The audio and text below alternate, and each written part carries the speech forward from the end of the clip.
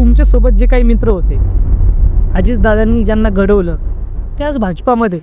नाही, आता अजितदादांनी घडवले सर्वच, जे जे त्या पक्षामध्ये गेले ते सर्व दादांनीच घडवलेले नेते त्या ठिकाणी मोठे झालेले आहेत. तुम्हाला अशी ऑफर नाही आली का? नाही, आम्हाला कितीतरी ऑफर आले, ते आम्ही शेवटी प्रामाणिकपणे त्या ठिकाणी निष्ठा ठेवतो. आमच्यावरती किती वेळा अन्याय केला.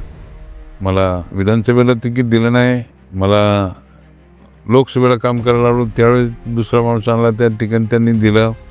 महापालिकेत सुद्धा मला 2 वेळा तिकीट दिलं, मी 2 वेळा अपक्ष आलो. मी जनतेच्या दरबारात जाऊन त्या ठिकाणी न्याय मागितला. लोकांनी मला न्याय दिला, पण मी शेवटी आहे त्या ह्याच्यामध्ये शरद पवार, अजित पवार त्यांच्याकडेच राहिलो, मी कुठे गेलोही नाही. मग काही निष्ठावंत नाराज झाला, याचा फायदा राष्ट्रवादीला होईल का? भाजपच्या जे निष्ठावंत आता नाराज आहेत. नाही, भारतीय जनता पार्टीची निष्ठावंत असो, नाही तर आमच्याकडले ज्यांनी पदं बघून तिकडे गेले त्यांच्या पाठीमागचे कार्यकर्ते ते विचार करते की आमचं घर त्या ठिकाणी जे दुरुस्त करायचं ते सोडलं आणि दुसऱ्याच घरी जाऊन त्यांनी गडबड केला असेल तर ती लोक त्यांची कसे जातील? असतील बरं. त्यांना सत्तेशिवाय ते जगू शकत नाही असं सिद्ध होतं, असं नागरिकांची चर्चा आहे. 2026 साठी आता राष्ट्रवादीने कंबर कसली आहे का? म्हणजे परत सत्ता मिळवायची का? जर आपल्या नागरिकांच्या हितासाठी जर सुंदर निर्णय घ्यायचा असेल तर नागरिकांच्या हातामध्ये आता 2026ची महानगरपालिका अजितदादांच्या हातामध्ये द्यायची, काही महापालिका विकायची, हे त्या नागरिकांनी ठरवायचं. नमस्कार काका. नक्का शीट आहे का? शीट पाहिजे आमचे आमदार साहेब. माहिती का? नमस्कार साहेब, नमस्कार. गोमातेची सेवा. नमस्कार. नमस्कार. तुमच्या नावाचं पत्र आलंय. काय? जनतेने तुमच्या नावाचं पत्र पाठवलंय. बर जनतेने याच्यातले प्रश्न विचारलेत तुम्हाला. बर उत्तर देणार का मग आमच्या पत्राचं? आपण घरी चला आतमध्ये. पांडुरंगा, पांडुरंग पांडुरंग राष्ट्रवादीला यश मिळू दे. मिळू दे, राष्ट्रवादी येत मिळू दे, नक्की मिळणार का? 100%. चला मग आता मला उत्तर द्या प्रश्नांची. चला बसूया ना आपण. शेठ, तुमच्या नावाचे नागरिकांनी पत्र पाठवलेत. खूप प्रश्न विचारले त्याच्यात. तिकट प्रश्न पण आहेत बरं का काही. तयार ना मग? येस, नमस्कार, आपलं मनापासून स्वागत. शेठ, मला सांगा, 1992 पासून 2017 पर्यंत राष्ट्रवादीची पिंपरी चिंचवडवर सत्ता होते. असं काय घडलं की राष्ट्रवादीची 2017ला सत्ता गेली? खरं पाहिलं तर एक पिंपरी चिंचवड शहर हे औद्योगिक शहर आणि या शहराची खरी स्थापना उद्योग क्षेत्रामध्ये केली असेल तर कैलासवासी यशवंतराव चव्हाणांनी. म्हणजे उजाड माळरानावरती त्या काळामध्ये ही इंडस्ट्री इथं आणली आणि 4 गावाची ग्रामपंचायत जे होती त्याची मिळून त्या ठिकाणी नगर परिषद करणारे कैलासवासी अण्णासाहेब मगर, त्यावेळेचे आमदार. नंतरच्या कार्यकालामध्ये मग अनेक त्या ठिकाणी आमदार, खासदार असे होऊन गेले आणि मग 92 साली ज्यावेळेस मी या महानगरपालिकेच्या सार्वत्रिक निवडणुकीमध्ये मी उतरलो निवडणूक लढण्यासाठी, तर त्याच्या अगोदर 1991ला या लोकसभा मतदारसंघाची, बारामती लोकसभा मतदारसंघाची पहिले खासदार जी झाले ते अजितदादा पवार आमच्याकडले. बरोबर. अगोदर पवार साहेब होते, शंकरराव पाटील, अनेक खासदार होऊन गेले. पण नंतरच्या कार्यकाळामध्ये 1991ला ज्यावेळेस लोकसभा निवडणूक लढले ते अजितदादा पवार तरुण वयामध्ये, आम्ही तरुण होतो आणि आम्ही त्यांच्यावर फिरायचो. या शहरामध्ये फार ते नवखे होते, पण शहर हे अत्यंत त्या ठिकाणी असणारं ग्रामीण भागातलं टच असणारं हे शहर होतं. आणि 92ला ज्यावेळेस मी महानगरपालिकेची निवडणूक लढलो, मला तिकीटही दिलं नाही अजितदादांनी, त्यावेळेस मला अपक्ष उभं राहावं लागलं. मी अपक्ष निवडणूक लढलो आणि जिंकून आलो. आणि त्यावेळेसचे आमदार ज्ञानेश्वर लांडगे होते, ते आमचे मामा त्या काळातले. आणि काँग्रेस एक होती, असे काही 2 काँग्रेस 3 काँग्रेस असं काही नव्हतं. पण त्या काळामध्ये आल्यानंतर अजितदादा नवखे असल्यामुळं खासदार पदावरून परत खाली आले. 92ला ते मंत्री झाले, राज्यमंत्री. आणि या महानगरपालिकेमध्ये त्या काळामध्ये रामकृष्ण मोरे सरांचं एक चांगल्या प्रकारे वलय होते. इथं 86 ते 92 पर्यंत पवार साहेब आणि रामकृष्ण मोरे सांगायचे आणि पवार साहेब हा म्हणायचे, कोणतं काम असेल तर त्या काळामध्ये ते करायचे. 92ला ज्यावेळेस आमच्या हरके आले त्यावेळेस दादा मंत्री होते, राज्याचे राज्यमंत्री झाले ह्या भागामध्ये.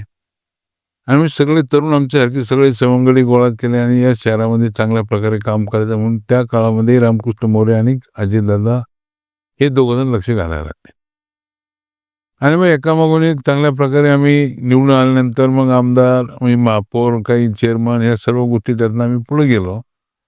आणि महापौराच्या कार्यकालामध्ये मी महापौर होतो. त्यावेळेचे कैलासवासी लक्ष्मण जगताप माझ्यासमोर स्थायी समिती सभापती होते आणि नानासाहेब चितळे पक्ष नेते होते आणि त्यावेळेचे आयुक्त म्हणजे आमचे शनिवार पाटील. बरं. ही काम करणारे आम्ही सर्व एकत्र होतो आणि आताचे सुद्धा खासदार श्रीरंग बारणे वगैरे आम्ही सगळे बरोबर काम करत होतो. आणि कार्यकालामध्ये हे काम करत असताना दादांचं नेहमी सातत्यानं लक्ष असायचं की का तर शरद पवारांनी हे शहर घडवलंय, जिल्हा घडवला, राज्य घडवलं, ह्या सर्व गोष्टी त्या काळातल्या आम्ही पाहिलेल्या. आणि मग आमच्या कार्यकालामध्ये मोठा भूकंप झाला केलारीचा.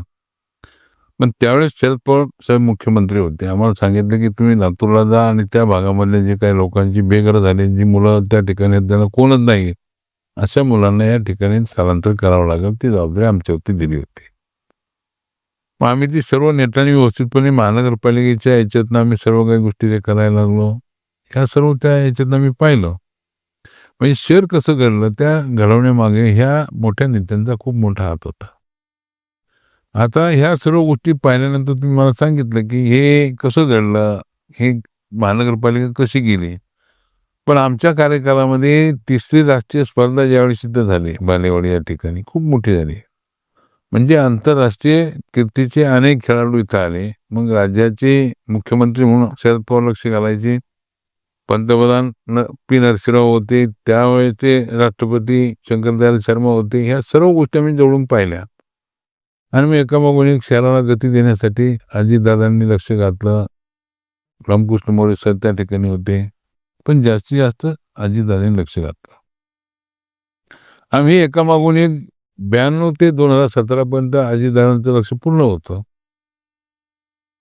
आणि आमच्या ऐकायला वाईट वाटतं की जे जवाहरलाल नेहरू नॅशनल मिशनच्या माध्यमातून केंद्रामध्ये शरद पवार मंत्री होते, दादा इथं होते, जिल्ह्याचे पालकमंत्री होते, मग मोठी घरकुल योजना असेल स्पाईन रोडची, त्याच याच्यातनं मग आमच्या या भागातला JRD टाटा नाशिक फडेदार डबल मजली उड्डाणपूल असेल, असे अनेक प्रकल्पाला केंद्र शासनाचे महानगरपालिकेचे असे म्हणून ते फंड तिथं आले आणि हे सगळं मोठी त्या काळात उभं केलं. आणि आमची महानगरपालिका आशिया खंडामध्ये श्रीमंत असणारी पिंपरी चिंचवड महानगरपालिका गणली जायची. आणि आमच्या महानगरपालिकेला बेस्ट सिटी सुद्धा त्या ठिकाणी अवॉर्ड मिळाला. तो केंद्राने त्यावेळेचे पंतप्रधान मनमोहन सिंग होते, त्यांनी सुद्धा आमच्या ह्या महानगरपालिकेला त्या काळामध्ये अजितदादांच्या नेतृत्वाखाली महानगरपालिका होती, त्यावेळी बेस्ट सिटी असा अवॉर्ड मिळाला. ह्या सर्व गोष्टी आहेत आम्ही पाहिलं. मग तो भक्तिशक्ती शिल्प असेल, संत ज्ञानेश्वर नामदेवचं शिल्प असेल, किंवा रांजवडी चौकातला अशोक शिवाजी महाराजांचा पुतळा असेल, शिवसृष्टी असेल, किंवा भोसरी गावातलं मोठं 100 बेडचं हॉस्पिटल असेल, किंवा अंकुशराव रानगे नाट्यगृह असेल, रामकृष्ण मोरे नाट्यगृह असेल, किंवा त्या काळामध्ये कैलासवासी वसंतदादा पाटील मुख्यमंत्री असताना त्यावेळेचे भूमिपूजन करणारे कोणतं ते वसंतदादा पाटील, शरद पवार, ही सर्व मंडळी त्या ठिकाणी यशवंतराव चव्हाण हॉस्पिटलची स्थापना त्या काळामध्ये झाली. म्हणजे आम्ही पाहिलेलं शहर एक छोटं होतं, ते मोठं झालं, बागडलं, खेळलं, मोठं झालं. मग उद्यान आलं, गार्डन आले, त्या ठिकाणी प्लेग्राऊंड आले, मोठे ग्रेट शिफ्ट आले, उड्डाणपूल आले, डबल मजली आली, मेट्रो आली. हे सर्व कोणी केलं तर त्या काळामध्ये ह्या दूरसंधी असताना त्या अजितदादांनी त्या काळामध्ये लक्ष देऊन काम केलं.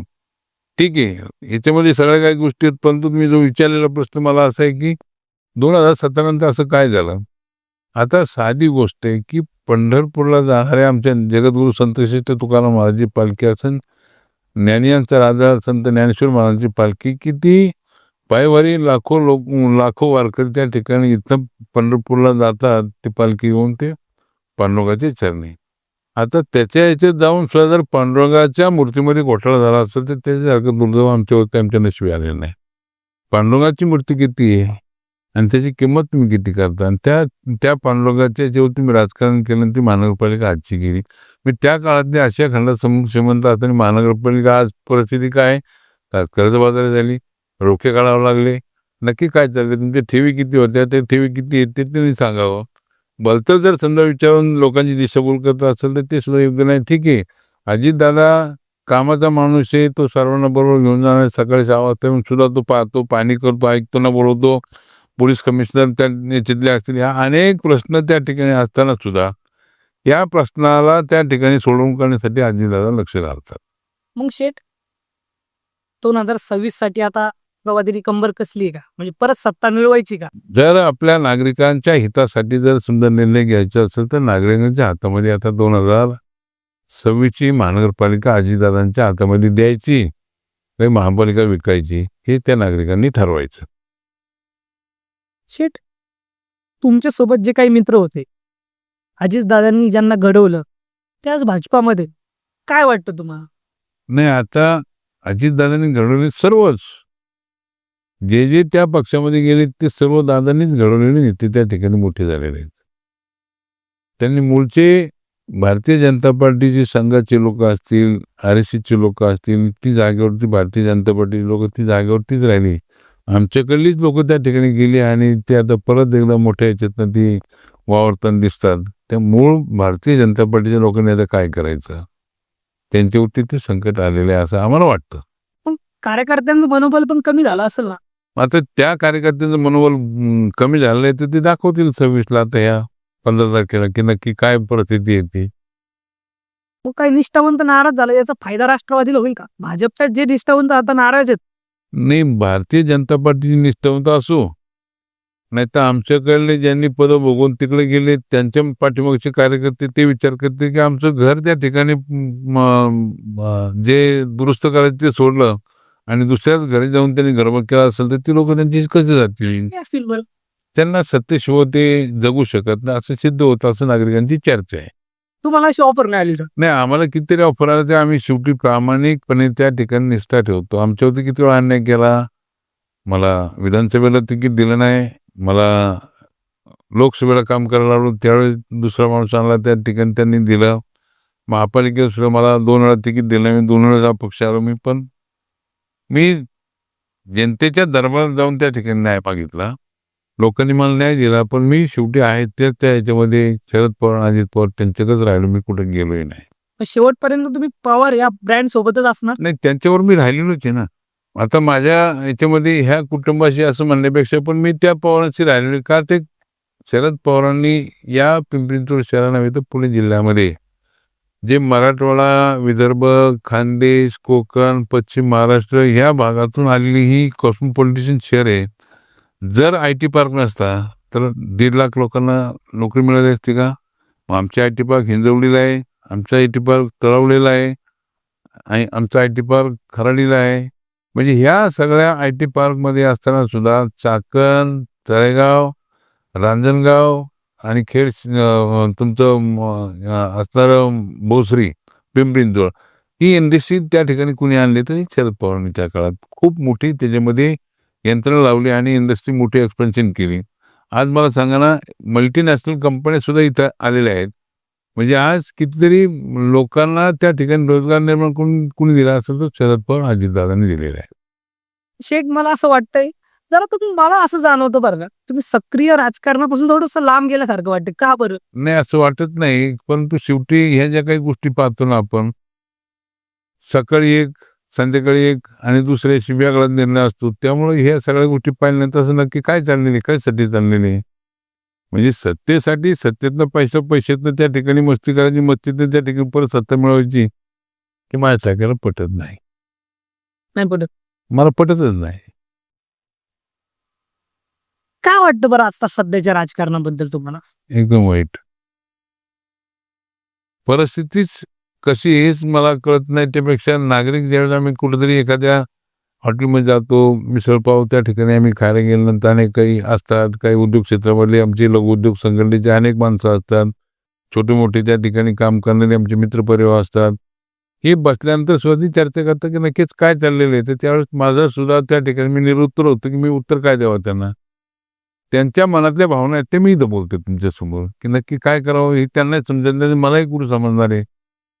ज्यावेळेस एखादा नागरिक जो नेहमी सातत्याने त्यालाही सुद्धा समजत नाही की आता नक्की काय चाललेलं आहे हे हा निर्णय या ठिकाणी मला केंद्रात किंवा राज्यात बोलायचं नाही, मला या शहराच्या बाबतीमध्ये बोलायचं आहे. हे शहर खेळलं बागडलं मोठं झालं, पण या शहराची त्या ठिकाणी असणारी परिस्थिती ती अत्यंत भयानक आहे.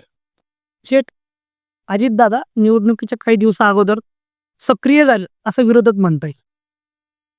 आता विरोधकांना त्या ठिकाणी सांगायला काय, सक्रिय म्हणजे पहिले पण सक्रियच आहे ना ते कुठं निष्क्रिय आहेत, सक्रिय आहेत. सकाळी 6 वाजता उठून येतं अजूनही सुद्धा. म्हणजे महानगरपालिका त्यांच्या ताब्यात असून सुद्धा त्यानंतर प्रशासन त्या ठिकाणी 4 वर्ष होतं, त्या प्रशासनाच्या बाबतीमध्ये सुद्धा अत्यंत वाईट असं ते आम्ही पाहिलेलं आहे. पण तरी सुद्धा 6 वाजता यायचे, पोलीस कमिशनरला बोलवायचे, पोलीस आयुक्ताला बोलवायचे, बीएमआरडीच्या कमिशनरला बोलवायचे, हे सर्व घेऊन त्या ठिकाणी पाहणी करायचे. हे रस्ता रुंदीकरण करा, हे असं झालं पाहिजे, रस्त्याची पहिली तर परिस्थिती एकदम खराब आहे, या सगळ्या गोष्टी ते चर्चा करायचे. शेठ, दोन्ही राष्ट्रवादी एकत्र आल्यावर काही फायदा होईल का? नाही, फायदा तर 100% होईलच. पण आदरणीय शरद पवारांच्या आणि अजितदादांच्या याच्यामधलं जे चर्चेला जे काही सगळ्याकडे उतरणारे लोक आहेत, ती थांबेल आणि पुन्हा एकदा पूर्ववत राष्ट्रवादी चांगल्या प्रकारे काम करेल, असं मला या ठिकाणी पूर्णपणे खात्री आहे. शेठ, माझा एक प्रश्न आहे. दादा पिंपरी चिंचवडमध्ये आले, जवळजवळ तास दीड तास त्यांनी पत्रकार परिषद घेतली. भाजपावर अक्षरशः भ्रष्टाचाराचे असंख्य आरोप दादांनी केले, पुराव्यानिशी पुरावे पण दाखवले दादांनी. दादा एका भाषणात म्हणले पण, कुठं फेडाले पहा. काय वाटतं त्या आरोपांबद्दल तुम्हाला? नाही, याच्यामध्ये जर पाहिलं तर मला काही केंद्रावरती किंवा राज्य शासनावरती बोलायचं नाही, पण एक पिंपरी चिंचवड शहर आहे ना, हे शहर या सर्वसामान्य लोकांनी घडवलेलं शहर आहे. बरं. आणि या शहराची जर समजा अशी अवस्था होत असेल तर ते कोणीतरी बोललं पाहिजे की भ्रष्टाचार मुक्त ही महानगरपालिका राहिली पाहिजे. ह्या सगळ्या गोष्टी त्या ठिकाणी जनता उघड्या डोळ्यांनी पाहते, पण नाईलाज आज तर तो आता येणाऱ्या 26 याला 2026ला तो 15 तारखेला त्यांनी दाखवून द्यावं जानेवारीच्या, की खऱ्या अर्थानं या शहराला वाचवण्यासाठी आता सर्वसामान्य जनतेने एकत्र येऊन त्या ठिकाणी निर्णय घ्यावा. कर्जाखाली म्हणजे काय समजत नाहीये, की श्रीमंत पालिका म्हणतो होतो आपण. नाही, काय झालं की त्याच्यामध्ये भ्रष्टाचार इतका मोठा आहे की त्याच्यावरती पहिलं प्रशासनावरती हे सगळे अधिकारी निलंबित केले पाहिजे, त्यांना आत टाकलं पाहिजे. प्रशासकीय राजवटी भरपूर. नाही, प्रशासन राजवटीमध्ये असो नाही ते त्यांच्या कार्यकालामध्ये असो, की महानगरपालिकेची आर्थिक परिस्थिती त्यावेळेची चांगली होती. आता किती ते विचारावं. वेळेवरती पाणी येत नाही, वेळेवरती गटर तुंबलेलं असतं, वेळेवरती साफसफाई नसती. या सगळ्या गोष्टी आम्ही पाहतो. ते जाऊ द्या, पण रस्त्यावरती जी फवारणी पाण्याची मारतात ना, ते पाणी कुठलं आहे? ते पाणी त्या ठिकाणी जे STPची जे काही जे आहे ना क्लीन वॉटर, ते पाणी त्या ठिकाणी ते रस्त्यावरती त्याच्या फवारणी केली जाते, की त्याचं ग्लोबलायझेशन असल्यामुळं वॉटर जे काही आहे ना, आपण म्हणतो मोठं त्याला काय म्हणतो आपण, की उष्णता खूप आहे, ती कमी करण्यासाठी रस्त्यावरती नाही का ते धूळ कमी करण्यासाठी, प्रदूषण कमी करण्यासाठी ते पाणी सुद्धा कुठलं आहे, पण ते पाणी कुठलं आहे, त्या गाड्या कोणाच्या आहेत, त्याला रेट किती गाड्यांचं, याचा शोध त्या ठिकाणी खुलासा करणं गरजेचं आहे ना, असं आम्हालाही वाटतं ना. हा, कोणावरती थेट आरोप करण्यापेक्षा नक्की आमच्या शासनाचे नाही, पण आमच्या महानगरपालिकेच्या तिजोरीची तुम्ही डल्ला मारताय, तर तो तिजोरी जी आहे ती सर्वसामान्य जनतेच्या कर रूपातनं त्या ठिकाणी ती भरली जाते, त्यातनं हे सर्व काही काम केलं जातं. शेठ, दादांनी आरोप केलाय हा. दादांनी काही पुरावे पण दाखवले, पण भाजपाचे जे सत्ताधारी पक्षातील आमदार आहेत म्हणा, उत्तर देत नाहीत. म्हणजे सगळे शांतता आहेत, भाजप शांत आहे. ह्या सगळं त्या प्रेस कॉन्फरन्स नंतर ते म्हणतात की आमचे प्रदेशाध्यक्ष उत्तर देतील. प्रदेशाध्यक्षांनी पण नीट त्याबद्दल उत्तर दिले नाही. शांत काय आहे भाजप? प्रदेश अध्यक्षांनी जे उत्तर दिली ना, ती उत्तर महानगरपालिकेच्या भ्रष्टाचाराला धरून नाही, ती स्टेट गव्हर्नमेंटची असतील तिकडले असतील ती दिशाभूल करून त्या ठिकाणी त्यांनी ते फिरवलेले आहेत. पण मुळातच या शहरातल्या बाबतीमध्ये भ्रष्टाचारावरती त्यांनी बोलावं, की आम्ही असं असं एक मोठा प्रकल्प केलेला आहे, दादांनी सुद्धा हे प्रकल्प उभे करत असताना किती मोठे प्रकल्प उभे केले ते तुम्ही पहा आणि मग तुम्ही आम्हाला 15 मतदान करा असं आम्हाला वाटतं आता. शेठ विक्रांत लांडे निवडणुकीत उभे राहणार होते, तुमचे चिरंजीव. त्यांनी त्यांनी प्रचार पण जोरदार सुरू केलता, फिरले. ते मागच्या वेळेस नगरसेवक पदासाठी उभे राहिले, जिंकून पण आले. मग ते यावेळेस लढत का नाही? सगळ्यांना धक्का आहे बरं का. आणि कसं आहे की अजितदादा पवारांचा आदेश आला आणि तो आदेश आल्यानंतर मी तो मानणारा कार्यकर्ता आहे. कारण की मी माझ्या मुलाला सांगितलं की आपल्याला बंडखोरी करून तू त्या ठिकाणी तू सरळ आहे, प्रामाणिक आहे, तू बंडखोरी करून लढायचं नाही. मी संघर्ष करून मी निवडून आलेलो, मी अपक्ष आलेलो मी बऱ्याच वेळा, पण मी पवार साहेबांना अजितदादांना सोडलेलं नाही. तू बंडखोरी करू नको, तू थांब, तुझं काय वय झालेलं नाही. अजितदादांनी निर्णय घेतलाय, तू त्यांना मान्यता दे. उद्या ते तुझं चांगलं करतील, नाही तर तुला आणखीन परत घरी बसवतील. तो भाग त्यांचा आहे. किती दिवसापूर्वी घरी पण आले तुमच्या? घरी आलते ते नेहमी येतातच. काय चर्चा झाली म्हणजे काय? याचं काय नाही, जेवायला आले, जेवण करून कार्यकर्त्यांना भेटले आणि निघून गेले. शेठ नुसतं जेवणासाठी आले असं तर नाही होणार, पण काहीतरी चर्चा नाही, राजकीय झाल्यास तुमच्या छुप्या चर्चा नाही, छुप्या चर्चा आहे. नाही, गुप्त बैठक झाली असेल. गुप्त बैठक होणारा विलास लांडे नाही. हा, दादांनी काहीतरी सांगितलं. मी सांप्रदायिक मध्ये काम करतो. वडिलांनी 50 वर्षे पायवारी केल्यानंतर त्या ठिकाणी पांडुरंगाचं सुद्धा मी नेहमी सातत्याने निश्चित बघत आहोत आणि त्यामुळं आम्हाला खोटं बोलणं आमच्या वडिलांनी शिकवलेलं नाही आणि तो आदर्श डोळ्यासमोर ठेवून आम्ही काम करतो. मग शरद पवार साहेब, दादा असतील, आम्ही त्यांच्याशी प्रामाणिक आहे, ते आमच्याशी प्रामाणिक आहे हे त्यांनाही माहिती असेल का नाही मला माहित नाही, पण आम्ही त्यांच्याशी प्रामाणिक आहोत. तुम्हाला पिंपरी चिंचवडमध्ये कोणाची दहशत आहे असं वाटतं का काही? नाही, दहशत असं म्हणण्यापेक्षा त्या ठिकाणी ह्या सर्व गोष्टी लोक पाहतात, पण कोणी बोलत नाही, दबक्या आवाजात बोलतात की नाही, जाऊ द्या, आपल्याला काय करायचे, चाललंय चालू द्या, एवढं फक्त लोक सांगत असतात. असे काही मुद्दे आहेत का ज्यामुळे नागरिक त्रस्त आहे बाबा? असे अनेक मुद्दे आहेत की नागरिक ते सांगू शकत नाही, एवढे त्रस्त आहेत. ते 2026 दाखवतील आता 15 तारखेला की काय त्रस्त आहेत ते. किती वाटतं, किती नगरसेवक राष्ट्रवादी काँग्रेसचे निवडून येतील? 75 ते 80 माझं त्याच्यामध्ये सव्वाशे म्हणतात.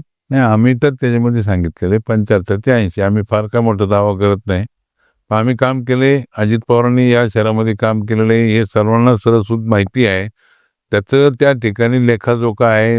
त्या लोकांनी त्याचा निर्णय घ्यावा आणि प्रामाणिकपणे लोकांनी पुन्हा एकदा महानगरपालिकेचं नवजीवन त्या ठिकाणी जर पुन्हा आणायचं असेल, महानगरपालिका कर्जाच्या खाईत गेली ती परत पुन्हा एकदा जागेवरती आणायची असेल तर ते अजित पवारच करू शकतात असं या ठिकाणी मला वाटतंय. कारण की दादांच्या प्रमुख विश्वासूंपैकी तुम्ही एक आहेत. पण असं वाटतंय का मग जर सत्ता जर राष्ट्रवादीची आली तर महापौर कोण बनेल? नाही, अजितदादा ठरवतील. दादांनी आतापर्यंत 92 सालापासून जे महानगरपालिकेमध्ये 2017 पण तेच महापौर करायचे, तेच चेअरमन करायचे, तेच स्थायी समितीला सदस्य, तेच निर्णय द्यायचे. आम्ही म्हणायचो नाही की हा माणूस, पण आम्ही सांगायचो हा माणूस कामाचा आहे, हा काम करणार आहे, देऊन टाका. गरीब आहेत पण त्याला तो प्रामाणिक आहे, पक्षाशी तुमची लॉयल राहील, असं आम्ही ती शिफारस करायचो. समजा जर उद्या गरज लागली भाजपाला तुमची तर? नाही, त्याच्यावरती आता मी काय बोलू शकत नाही. ते वरिष्ठ पातळीवरती माझ्या ह्याच्यात आता येत नाही. मी इथे खाली काम करणारी त्यांचा राष्ट्रवादीचा शिपाई अजितदादांचा एक प्रामाणिक कार्यकर्ता आहे, मला या ठिकाणी सांगायचं आहे. शेठ, तुम्ही दिलखुलासपणे बोललात, मनापासून बोललात.